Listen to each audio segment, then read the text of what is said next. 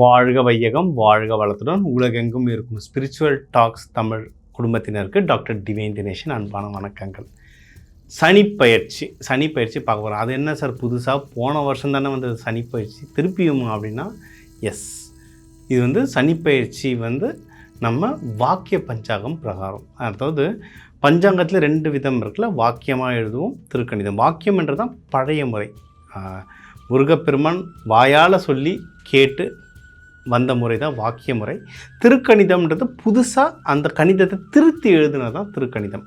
நம்ம வந்து இப்போ இருக்க நிறைய சாஃப்ட்வேர்ஸாக இருக்கட்டும், இல்லை இப்போ இருக்க மக்கள் யூஸ் பண்ணுறதா இருக்கட்டும், இல்லை தமிழ்நாடுக்கு வெளியே, இல்லை மெயினாக சவுத் இந்தியாவுக்கு வெளியே உலகெங்கும் திருக்கணிதம் தான் யூஸ் பண்ணுறாங்க. என்னை பொறுத்த வரைக்கும் அது ரொம்ப நல்லா ஒர்க் ஆகுது, சரிங்களா?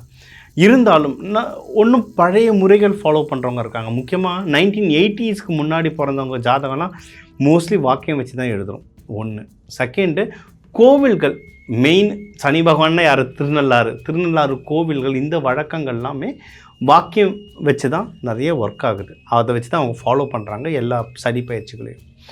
மூணாவது, சில ஊர் மக்களுக்கு சில ஜியோகிராஃபி, நம்ம வந்து முண்டேன் அஸ்ட்ராலஜின்னு சொல்லுவோம், அந்த ஜியோகிராஃபியை பார்க்கும்போது சில பேருக்கு வந்து வாக்கியம் தான் அவங்களுக்கு ஒர்க் ஆகுது. ஸோ அதனால் நிறைய மக்கள் நம்ம சேனலில் கேட்டதுனால வாக்கியம் படி இருக்கிற சனிப்பயிற்சியை நம்ம இப்போ பார்க்க போகிறோம். நான் வந்து வாக்கியம் திருக்கணிதம் 2மே பார்ப்பேன். இப்போ வந்து வாக்கியத்துக்கானதை இப்போ நம்ம சொல்ல போகிறோம்.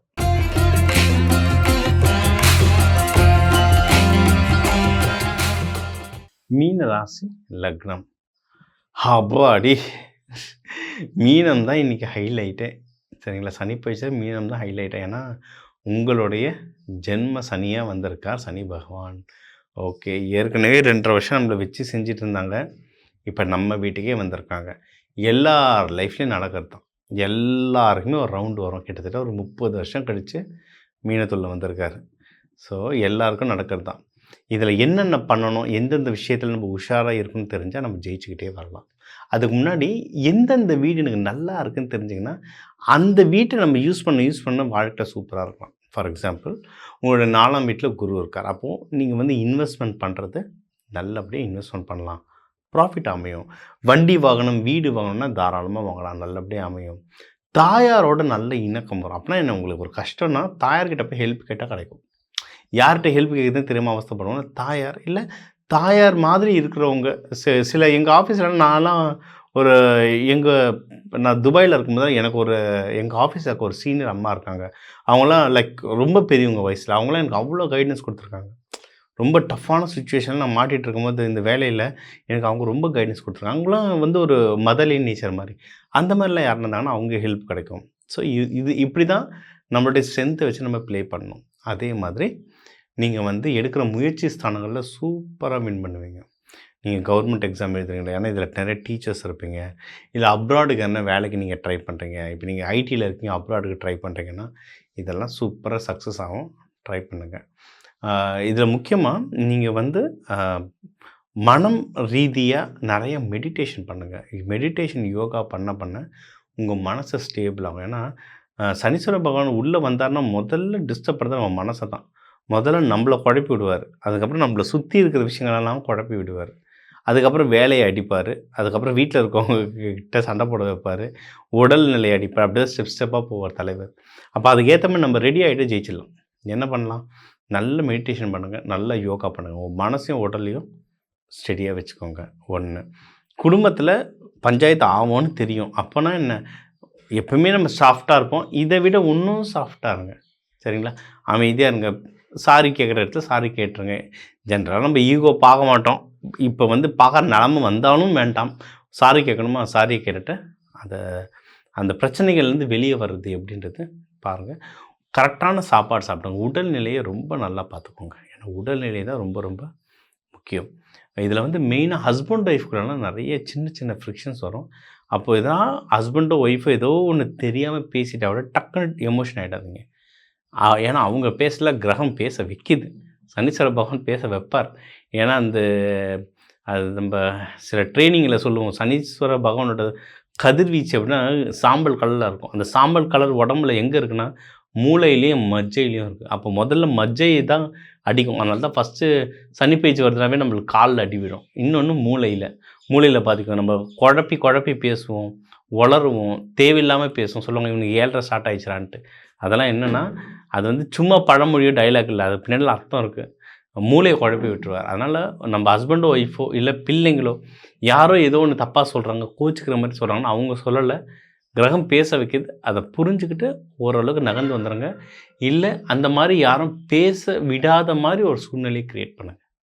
பண்ணலாம், அதெல்லாம் தாராளமாக பண்ணலாம். அதாவது சண்டை வரும்னு தெரிஞ்சுதுன்னா சண்டையே வராத மாதிரி சூழ்நிலைகளை தாராளமாக க்ரியேட் பண்ணலாம். அது ஒவ்வொருத்தருக்கு அவங்கவுங்க ஜாதக நிலையை பொறுத்து அதை அப்ரோச் பண்ணுங்கள். அது எப்படின்னு சொல்லித்தரேன். மற்றபடி வேலையில் ஒரு சில பிரச்சனைகள் இருந்தாலும் முன்னேறத்துக்கு சில வாய்ப்புகள் இருக்குது. வேலையில் பாலிட்டிக்ஸில் இன்வால்வ் ஆகாமல் தள்ளிடுங்க. ஜென்ரலாக நீங்கள் இன்வால்வ் ஆக மாட்டீங்க, இன்வால்வ் ஆகிற நிலைமை வந்தாலும் இன்வால்வ் ஆகாமல் தள்ளிடுங்க. பிஸ்னஸில் வந்து நல்ல முன்னேறத்துக்கு நிறைய வாய்ப்புகள் இருக்குது, சரிங்களா? அதனால் அதை ட்ரை பண்ணலாம். பிஸ்னஸில் ப்ராஃபிட்டும் வரும். நீங்கள் பண்ணுற பிஸ்னஸில் நல்ல ப்ராஃபிட் வரும். அதை எடுத்து நல்ல விஷயங்களில் இன்வெஸ்ட் பண்ண ஏன்னா இன்வெஸ்ட்மெண்ட் வீடு உங்களுக்கு நல்லாயிருக்கு. இன்வெஸ்ட் பண்ண நீங்கள் வந்து ஒன்றும் நல்லா சிறப்பாக வளர்ந்துட்டு வருவீங்க. சரி, நீங்கள் வணங்க வேண்டிய தெய்வம்னா மீனாட்சி சுந்தரேஸ்வரர் வணங்குங்க. புதன்கிழமையில் மீனாட்சி சுந்தரேஸ்வரர் வணங்கலாம். லக்ஷ்மி நரசிம்மர் வியாழக்கிழமை பானகம் கொடுத்து வழிபடலாம். லக்ஷ்மி நரசிம்மர் கோயிலில் ஐயாவுக்கு அம்மாவுக்குமே நீங்கள் தரலாம், வர பக்தர்களுக்கும் தரலாம். இது ரெண்டுத்தையும் நீங்கள் பண்ண சனிக்கிழமைகளில் வந்து எண்ணெய் தேய்ச்சி குளிக்கிறது, அதுக்கப்புறம் கருப்பு உளுந்து கஞ்சி சாப்பிட்றது, இதெல்லாம் வாழ்வியல் பரிகாரங்கள். இதெல்லாம் பண்ண இந்த சனி பயிற்சி உங்களுக்கு வந்து ஒரு நல்ல பயிற்சியாக அமையும். மேலும் நம்ம சனி பயிற்சி பற்றி டீட்டெயில்டாக பார்த்தோம். உங்கள் வீட்டுக்கு, உங்கள் ராசி லக்னத்துக்கு ஓவராலாக எப்படி இருக்கும், வேலை, பிஸ்னஸ், அதோட ப்ராஃபிட் எப்படி இருக்கும், பர்சனல் வாழ்க்கை, கல்யாணம் ஆகிறது, லவ் மேரேஜ், நீங்கள் குழந்தை பிறப்பு, இதை பற்றிலாம் பார்த்தோம். உடல்நிலை, கடன், இந்த மாதிரி இஷ்யூஸ் பற்றியும் பார்த்தோம். இது வந்து ஒரு ராசிக்கும் தமிழர்களில் வந்து 1 கோடி பேர் இருக்காங்க. 1 கோடி பேருக்கு ஜென்ரலாக சொல்லிட்டோம். நம்மளுடைய ஃபிங்கர் பிரிண்ட் மாதிரி ஒவ்வொருத்தர் ஜாதகமும் டிஃப்ரெண்ட்டாக இருக்கும். உங்கள் வீட்டுங்களில் முக்கியமான விஷயங்கள் நடக்குது, ஐயா எனக்கு இது கொஞ்சம் கிளியாரிட்டி வேணும் அப்படின்னா தனிப்பட்ட ஜாதகம் கொடுத்து பார்க்கலாம். சனிப்பெயர்ச்சி வந்துடுச்சுன்ட்டு யாரும் அலற வேணாங்க.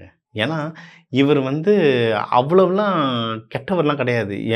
சொல்லுவாங்க சனி கொடுப்பார் யார் தடுப்பார்னுவாங்க. இவர் அள்ளி கொடுக்குற மாதிரி யாரும் கொடுக்க மாட்டாங்க. இந்த கிரகத்தை கூட நம்மளுக்கு அலைன் பண்ண தெரியணும். இந்த கிரகத்தோடு நம்மளுக்கு போக தெரிஞ்சதுன்னா நம்ம ஜெயிக்கிறதுக்கு அதிகமான வாய்ப்புகள் இருக்குது.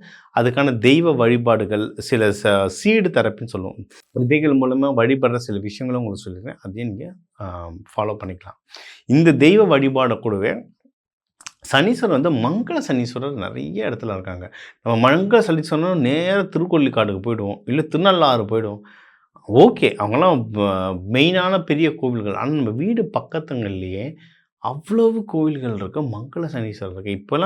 இப்போ ஒரு குக்கிராமங்கள் நோக்கி தான் வரேன். இங்கேயே பார்த்தீங்கன்னா 1000 வருஷம் பழைய சிவன் கோயிலெலாம் இருக்குது. ஆச்சரியமாக இருக்குது.